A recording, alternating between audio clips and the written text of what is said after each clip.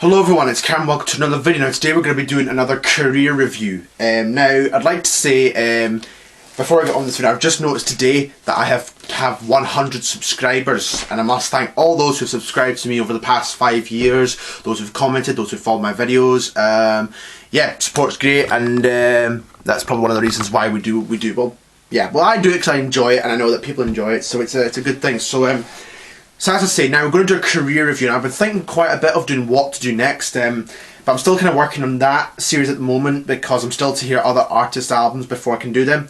But today I thought I'd do another artist whose discography I've kind of heard in full, and that's probably my favourite band, the Beatles. So this is kind of like a 100 subscriber video special. So yeah, we're going to talk about the Beatles albums.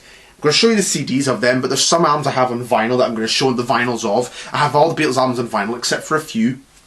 But there's some vinyls I'm showing because that's the only way you can get it, and for some examples. So a lot of people kind of know the Beatles story, but this is a kind of video for those who don't and don't really know much about them. So yeah, this is the kind of video for you. So the Beatles kind of started off in the 50s as the Quarrymen, kind of by John Lennon and Paul Lennon's group, and Paul McCartney joined, and then Paul met George at school, and then the Quarrymen then became the Beatles after Stuart Sutcliffe joined, and then they got their drummer Pete Best in, and then they went to Hamburg.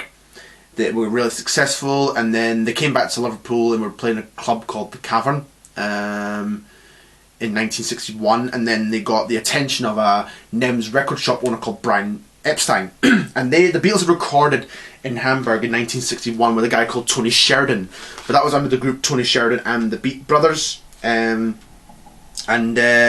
This was a CD that came out in 1984, later, the early tapes of the Beatles, which is like, and they released a record called My Bonnie, which did well in the German market, and it didn't really do much over here in the UK. And then people were coming up to Brian and Nems to say, oh, have you got this record by My Bonnie by Tony Sheridan and the Beat Brothers? And Brian hadn't heard of the Beat Brothers, but then he found out that there was a local group called the Beatles playing a few blocks away in the Cavern. So he went to see them, and it went really well, and he was amazed by them, and he began to manage them. And then they had an audition for Decca in January of 1962, which didn't go so well. They failed the audition, and then Brian kept trying to get a record company for the Beatles by taking their tape over, and eventually it got word down to George Martin, who worked in EMI. Now George Martin was a comedy producer. He'd produced Bernard Cribbins and Right Said Fred records, those kind of like comedy records. He'd never produced pop before, but when he heard the tape that Brian had given him, he was quite impressed and said bring them down. So they came down to EMI and they had an audition in June of 1962, which went well and they passed. But George wasn't happy with Pete Best's drumming, and the other Beatles were kind of beginning to get vocal about it, and Stuart Sutcliffe had long left the band by this point. And then they suggested to Brian, okay, well, we need to get a new drummer. And so they got in Ringo Starr, who had previously been with Rory Storm and the Hurricanes.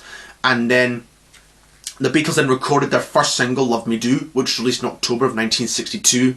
And that reached number 17 in the charts, which did okay. But then their next record, which was released in January 1963, was called Please Please Me. And that was a big, big hit. Number 2 in the charts, although some sources say number 1.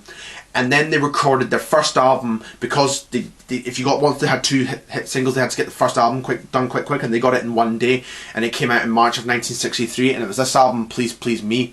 This is a brilliant, brilliant debut. This is from 1963. I'm showing the 2009 remasters, but I have some of the recent deluxe releases of some of the albums, which we'll touch upon later on. So yeah, 1963, the first album, March 63. Brilliant album. It was number 1 for 30 weeks in the charts.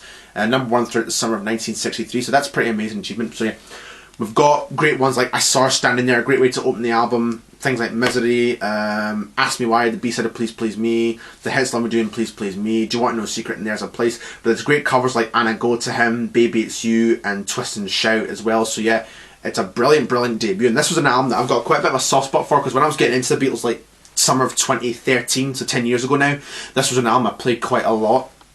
And yeah, it was one of those albums I've got a good soft spot for and good memories about. So yeah, the CDs I'm showing here come from the 2009 remastered box set, which I have downstairs. So yeah, brilliant, brilliant debut album, Please Please Me.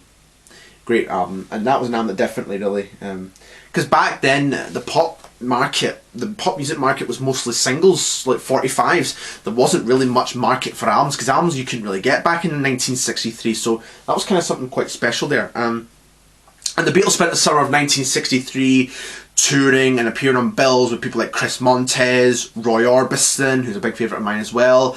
They were doing like television appearances, BBC radio sessions. So yeah, 1963 was a very, very busy time, and during that period they managed to release two singles, further singles, which were From Me to You and She Loves You, both great songs. They then needed to get a second album, and they had a contract, I think, with EMI Parlophone to release 2 albums per year, have one out in the year and then have another one out in time for the Christmas market. So whenever the Beatles had a day off throughout July to October of 1963, they were in the studio recording the next album, the second album, which was released in November of 1963, and it was this album with the Beatles. Now I've got to say, love that cover. A lot of these Beatles albums have got great covers. This is a great cover, black and white of the Beatles. This one, again, I really like, as well as Please Please Me. I'm actually planning to do a standalone video on this album for the 60th anniversary in November, but I'll still talk about this album anyway in the career review. So yeah, we've got things like It Won't Be Long, All I've Got to Do, All My Loving, Hold Me Tight, I Want to Be Your Man, which they later gave to the Rolling Stones, Not a Second Time, which is a great song. And you've got great covers again, like with the first album. You've got Money, That's What I Want, Please Mr. Postman, Roll Over Beethoven, Till It Was You, a cover of Smokey Robinson, You Really Got a Hold on Me, which is a great version. And you even get George Harrison write his first song in the album, which is a song called Don't Bother Me, which is a great song. So yeah, great album, 1960 with the Beatles. During this period, the Beatles had been wanting to go to America, because America was where a lot of the records they loved came from. But they had released a few singles and albums in America, but they never really did anything. And then when Capitol released I Want to Hold Your Hand, which was their next single, which had been released here in the UK a week after with the Beatles, and then in December of '63 it was released in America. And it was a big, big hit in America, and all of a sudden then the Beatles went to America, and they appeared on Ned Sullivan's show in the February of 1964. And they did a few American dates while they were there as well, in like Washington, I think, in the February of '64. But then during that, they were about to start filming their first ever film, which was a big thing, because something like Elvis had appeared in films, and the Beatles were now appearing in their films. So yeah, and Elvis was a big influence on the Beatles, along with Buddy Holly and people like that. And during that, they then recorded the songs for the film and recorded other songs for this, which would be in July of 1964, called A Hard Day's Night. And this album, half of it was songs from the film, which I have on DVD, and the other half was songs they had recorded for the album. And a couple of these were actually B-side songs, which were Things We Said Today and You Can't Do That, which were B-sides of A Hard Day's Night and Can't Buy Me Love. It's a great album. I really like Hard Day's Night, I Should Have Known Better, If I Fell, and I Love Her, Tell Me Why, Can't Buy Me Love, Anytime at All, Things We Said Today, You Can't Do That, and I'll Be Back. The album's really great. It's a really brilliant album. I know I think it's a favourite amongst Beatles fans, and it's a great album. Now, for this video, I'm just going to show the UK albums. I'm not going to go over the US albums, but the US versions had different track listings and different titles, so it's just the UK versions we're talking about here. But I do have the US albums box set as well. So yeah, it's a great, great album, Hard Day's Night, 1964. The Beatles then went on a big tour, went back to America in the August of 1964, did a tour there into the September, and they did a tour throughout the UK in November and October of '64. But this left them without any time to kind of prepare for the next album, so they kind of had to be in the studio quite quickly, and went in to do this album, Beatles for Sale, which was released in December of 1964. Beatles for Sale, I know a lot of fans don't really like this album, but I like it. I think it's a really good album. You've got No Reply, I'm a Loser, which is kind of John doing a bit of a Bob Dylan style song. Babies in Black, I'll Follow the Sun's a great one. 8 Days a Week, Every Little Thing, I Don't Want to Spoil the Party. And again, great covers like Rock and Roll Music, Mr. Moonlight. I know some fans don't like that one, but I like Mr. Moonlight. I think it's a good version. Words of Love, originally a Buddy Holly song, and yeah, brilliant album as well, 1964. And this was the first kind of album, I think, the first Beatles album where they had a gatefold picture, and this was one of the pictures in that gatefold. So yeah, a pretty good album, I would say. Beatles for Sale, 1964. And also remember that period, like they say, they released 2 singles, Hard Day's Night and Can't Buy Me Love, before the film came out. And then they released I Feel Fine in the November of 1964. And 1965 would be another bit. If 64 was a busy year for the Beatles, then 1965 would be above it, but even equally busy year for the Beatles, as well as 63. 65, they began to film their second film, Help, and they released Ticket to Ride as a single, which was from the film and album, and then they recorded the album for spring, February of 1965, and then it came out in the August, and it's Help. Help is another brilliant album. Help was probably a favourite of mine as well, one of the first Beatles albums I got. You got the title track, The Night Before, You've Got to Hide Your Love Away, I Need You, Ticket to Ride, It's Only Love, which Gary U.S. Bonds did a brilliant cover version of on the 1981 album Dedication. Tell Me What You See, I've Just Seen a Face, and Yesterday, which has become a signature song for Paul McCartney in a way. It's a great one. There's not that many covers in this one. They're kind of changing things about, but they're doing kind of less covers. We've got a cover version of Act Naturally, which Ringo Starr sings, which is a great one, and Dizzy Miss Lizzy, which is a great vocal one from John. So yeah, brilliant album. One of my favourite ones, Help. Again, I have the film on DVD, but I've not seen the film. I've yet to watch the film, but hopefully one day I'll sit down and watch the films of the Beatles. So yeah, a good one. Help, 1965. Then the Beatles went back to America in the August of 1965, where they did a big stadium concert on August 15th, Shea Stadium in New York, which is on record has been one of the biggest, probably the biggest stadium concert in rock music history, I'd say. It might be that, yeah. And we did a 2-week tour of America, and then with the tour of America, it was quite. They previously, or also they went to Australia in June of 1964 for a tour, and they toured in Europe in the June of 1965, and they did Spain and France and Italy on that July 65 tour. They did the 2-week tour of America, and then during that 2-week tour of America, they met Elvis at one of Elvis's homes in California, which is probably a known story that's always been talked about in the Beatles. So as I was about to say, because the Beatles had done a lot of touring in 65, they kind of needed to get an album out in time for the Christmas market, and so the next album was kind of a rushed album, but they managed to get it complete in time, and it came out in December of 1965, and it's this album, Rubber Soul. This was kind of a coming of age album, because they'd now gone from being like a kind of lovable pop star, and they're going to a bit of hard rock here, but it's a brilliant album nonetheless. And we're now going for all original material, and cover versions are kind of not really a thing now. But we've got Drive My Car, which is a great song, Norwegian Wood, Nowhere Man, Michelle, What Goes On, which is a song that John, Paul and Ringo wrote, Girl in My Life, If I Needed Someone, and Run for Your Life, which John said he hated, but that's a great one, I think.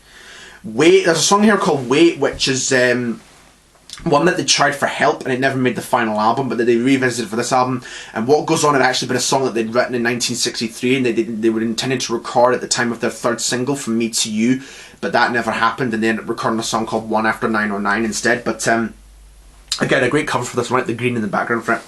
But yeah, Rubber Soul, a brilliant album nonetheless, a great album, and this is, I think, rumoured to be one of their next deluxe reissues. There's so many talk of what's going to be next, but this is a rumoured one. Nothing definite yet, but it is rumoured to be the next one. So yeah, that'll be interesting if they do it, but yeah. There's the song. Brilliant album, 1965, Rubber Soul. And then the Beatles did a UK too, and then that same day they released We Can Work It Out and Day Tripper as a single, which was a double A-side single. And then they did their last UK tour of 1965. And then 1966 was a quiet year for the Beatles. Well, the first 3 months were they were kind of not really doing much, and then in April they went back into the studio to record their next record.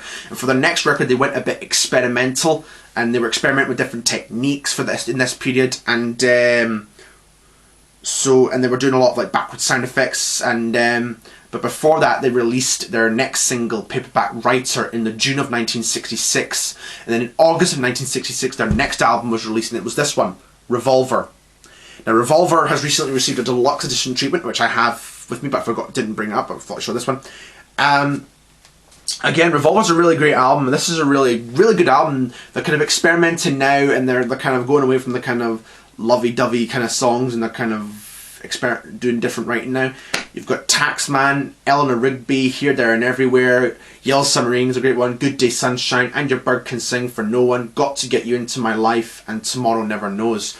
Tomorrow Never Knows was the first track that they experimented with kind of backwards sounds. Same with I'm Only Sleeping. I'm not sure how they would do it, but I think they would record a guitar part and then have it done kind of backwards later on, and have it in a loop kind of thing. So stuff that would back then you couldn't really do live on stage, but nowadays you probably could do some kind of experiment like that.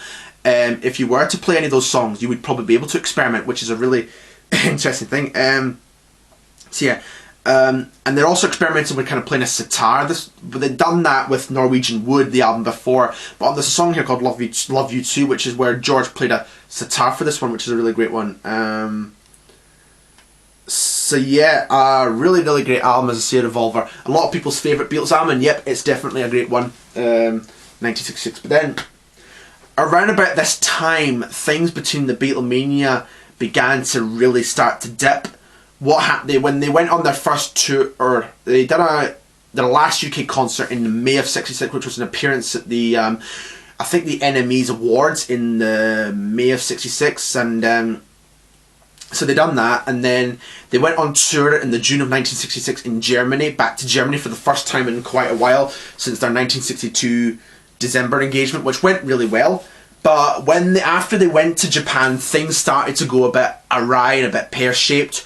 When they arrived, the group with the Beatles were threatened because there was the thing like the Budokan was the venue they were doing it was a hall sacred for martial arts and not kind of popular music. But the Beatles went ahead with the shows, and the shows went well, and they actually heard themselves for the first time in a while, because normally at Beatles concerts you couldn't hear yourself for screaming.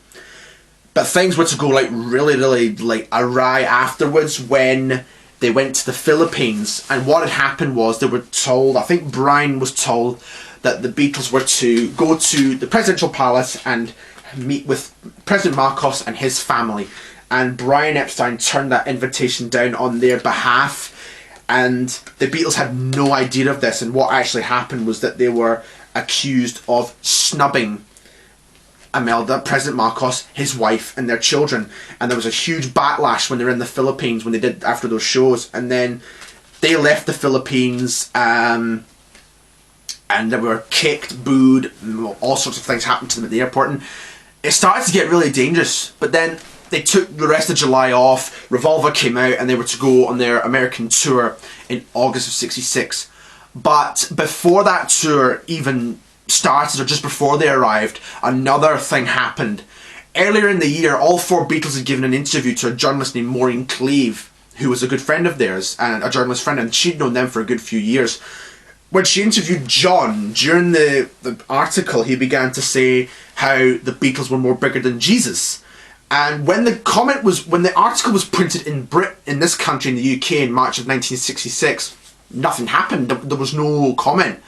But when the Americans got hold of this interview and printed it on the splash on a front page of a teenage magazine called Datebook, a huge controversy and firestorm was unleashed. The group were threatened with death. Radio stations in Birmingham, Alabama banned their records and said, we're not playing the records anymore, and organised burning bonfires of their merchandise and records. So they had a really, really dangerous situation unfolding, and that could cost the Beatles their lives. And Brian Epstein was very, very worried about the situation, that they actually tried to cancel, that he was actually going to consider cancelling the tour, but the promoters suggested, no, don't cancel the dates, go ahead with your dates. And this was a decision that would cost them money had they cancelled. So he went to America to try and calm the fires down a bit, and then when the Beatles arrived for their date in Chicago, on August the 11th, that they were going to do their first date was Chicago. They had a press conference which John clarified what he meant. He meant was, he felt as though in the UK people would more buy a Beatle record or go to one of their concerts rather than attend a Sunday service, which at that time in historical point of view was true. Churches were in a not good situation. They were not in a good state at the time, and people were not really attending as religiously as they once had. So when you look at that perspective, John Lennon wasn't wrong in what he said, but the Americans took it, that was the way the Americans took it, as if he compared himself to Jesus. So when the tour went on, it got dangerous and like hit and really kind of intense for them. And when they went to Memphis, the Ku Klux Klan were about. The Memphis was the date closest to like the southern area, the Bible Belt, where the controversy was unleashed. And then there was sort of bomb threat in the Mid-South Coliseum, which is the venue in the concert on August 19th. There was, and then during the evening show there was a firework that went off in the audience, and all four Beatles sort of turned their heads to see who had been hit, and fortunately none were hit. But how eerie to think that it'd be another 14 years before that would happen to John again, but this time, you know. But then when they went to Shea Stadium, they sold less seats than they had in, I don't know whether that Jesus controversy was linked in any way, but the ticket sales were very slow in that 66 tour. But before that US tour, the Beatles had sort of said when they were flying home from the Philippines that the American tour was going to be their last. They couldn't hear themselves. It was becoming dangerous. For example, in Cleveland, Ohio, fans rushed the stage during the show and they had to stop the show till the situation calmed down. And so things really kind of came to a head, and Paul really didn't want to stop touring. He wanted to keep going, but George and John were very for stopping touring. And Paul McCartney eventually knew that the others were right. He was like, look, you guys are right. We've had enough. It's time to stop. And then they did their last concert, which was at Candlestick Park, San Francisco, on August 29th, 1966. After the tour, the Beatles flew back home to England, where they did individual projects. John starred in a film called How I Won the War. George went to India. Paul did some work on the film The Family Way soundtrack. And there was a lot of uncertainty going on about what was happening with the Beatles. The press even hinted that and that there was going to be a split within the year. Before the year was out, the Beatles were going to break up because there was no announcement of any dates. There was no announcement. Well, they stopped touring, but I don't think they'd announced anything. But and EMI were also very concerned, and Brian Epstein was sort of worried that, you know, with them stopping touring, what was going to happen to him? Would he be needed as much? And so there was a lot of uncertainty going on in that period of 66. So, and EMI were they needed to get an album for the Christmas market, but because the Beatles hadn't had any new material at that point yet, they couldn't really do anything. So they came up with an idea to put together a greatest hits album. Now, I know I normally would try away from greatest hits, but there's some I want to talk about in the video and kind of explain. So they got together, they got some of the tracks together for songs that weren't on albums before, and then this was released in December of 1966. It was called A Collection of Beatles Oldies. Now, this is maybe not a compilation that I would say recommend, but it's a good one. At the time, this was probably a good way of getting some of the songs that weren't on albums, but it was sort of, it was not the album people really bought, you know, because they had all the songs on like the singles and on the 45 and albums. So they'd spent money, they'd saved up money for like singles, and they'd saved up money for the albums. So to get it all again, because there was one track on here that had not been released in the UK at this point. It was a song called Bad Boy, which appeared on the US album The Beatles 6 in the June of 1965. So yeah, this didn't really get to number 1. It got to number 7 in the charts. And this album is not really talked about in much detail because it's really, the material is available elsewhere since, but at the time it was probably a good way of getting some of this material on an album. But you know, it's good to have for the collection, I would say. But this has never been issued on CD, and maybe for the right obvious reasons. So yeah, but yeah, great. It's a good compilation album to get hold of, but Not one that maybe you would want in your collection, but if you're a Beatles fan and you like to have everything, yeah, probably do. But it's got a nice cover design. It's really kind of colourful. A really nice psychedelic, colourful design-wise. So yeah, that was that one. But then in November of 1966, the Beatles went back into the studio and they recorded their next record, Strawberry Fields Forever, which would be issued in February of 67, and Penny Lane was a B-side.